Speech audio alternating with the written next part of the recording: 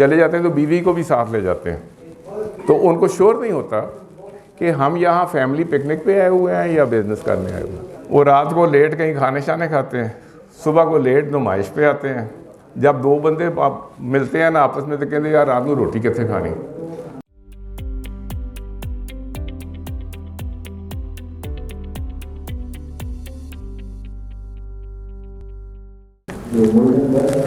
तो फिर अगर आपने कस्टमर्स कर लिया है, अगर आपने कोई प्लान बना ली है, तो फिर how do you reach out your customers है। तो उसमें से एक चीज़ ट्रेड शोज़ है।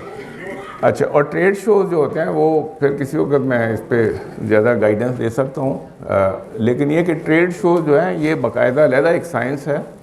और ये नहीं हो सकता कि TDAP कह के जी आप किसने जाना है, अगले महीने कल को अप्लाई कर दें, 3 हफ्ते के बाद जाना है। हम लोग जो सीरियसली एक्सपोर्ट में हैं, हम साल में अपना कैलेंडर बनाते हैं। हम TDAP के कैलेंडर के साथ नहीं चलते।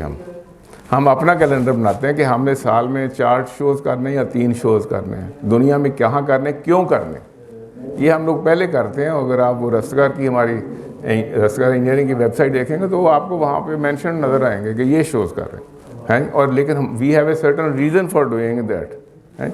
लेकिन ट्रेड शोज़ पे आपको बहुत अक्सर ये होता है जब आपका काम चल पड़ता है तो आप वहाँ पे सौदा बेचने के लिए नहीं बैठे होते, अपने कॉन्टैक्ट्स को रिन्यू करने के लिए बैठे, अपने लोग जो नए आते हैं उनके साथ नए कॉन्टैक्ट्स बनाने के लिए।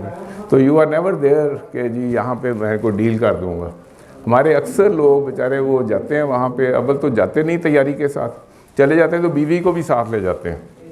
तो उनको श्योर नहीं होता कि हम यहाँ फैमिली पिकनिक पे आए हुए हैं या बिज़नेस करने आए हुए हैं। तो they don't go there to on business. वो कोई सेमी सा ना होता है काम कि शायद जी उधर कोई बटेरा पाँव के नीचे आ जाए और कोई हमें एक्सपोर्ट ऑर्डर मिल जाए, फिर वापस आ कहते हैं बढ़िया कुछ नहीं करते। क्योंकि आप तैयार करके भी नहीं गए, आप सीरियसली गए भी कि नहीं है, बीवी को आप साथ ले गए हैं कि अभी शॉपिंग भी करनी है, मॉलों में भी फिरना है। इस तरीके से एक्सपोर्ट नहीं होती। और मतलब आप हो सकता है फैमिली बॉन्डिंग बेहतर हो जाए, सेकंड हनीमून बन जाए, कुछ हो जाए, लेकिन दैट इज़ नॉट एक्सपोर्ट है। तो मैंने क्योंकि ये 20-25 साल में मैं ये सारी मेरी ऑब्जर्वेशन है, मैं इसलिए बात कर रहा हूँ है। तो अक्सर हमारे भाई लोग यहाँ से जाते हैं, वो रात को लेट कहीं खाने शाने खाते हैं, सुबह को लेट नुमाइश पे आते हैं। जब दो बंदे आप मिलते हैं ना आपस में तो कहते यार रात को रोटी कितने खानी। वो उनको होश ही नहीं रहती कि हम इधर आए हुए हैं, एक्सपोर्ट के लिए आए हुए हैं। तो ये खाने के लिए नहीं हम आए हुए, वी हैव टू वर्क है। तो ये कांस्टेंट ये वो चीज़ें ऑब्जर्वेशन है मेरी जो कि मैं रेगुलरली देख रहा हूँ। और आपको इसलिए मैं कह रहा हूँ कि this is not the way to do it. बस्ता पकड़ें, तैयारी करें, फिर जाएं। आपको पहले पता होना चाहिए कि मैंने मटेरियल क्या लेके जाना है, दूसरा करना है। तो उसके अंदर ये जो ट्रेड शोज़ हैं ये इम्पॉर्टेंट चीज़ है। लेकिन सारे सिस्टम में अगर एक ख़ास तैयारी आपने 6 महीने पहले नहीं की हुई और आप उठ के कोई पुर्जे उठा के वहाँ ले जाके बैठ जाएँ, it's a game of chance. तो एक्सपोर्ट जो है ना ये जुए का नाम नहीं है कि चांस के साथ आपका कुछ हो जाएगा।